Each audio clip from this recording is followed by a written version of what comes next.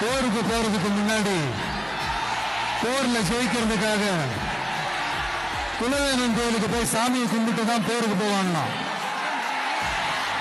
அந்த மாதிரி அடுத்த வருஷம் நடக்க போற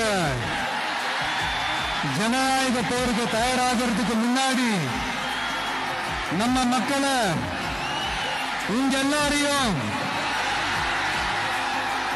பார்த்துட்டு போலான்னு வந்திருக்கிறேன். உங்க விஜய் உயிரட்ட பாரு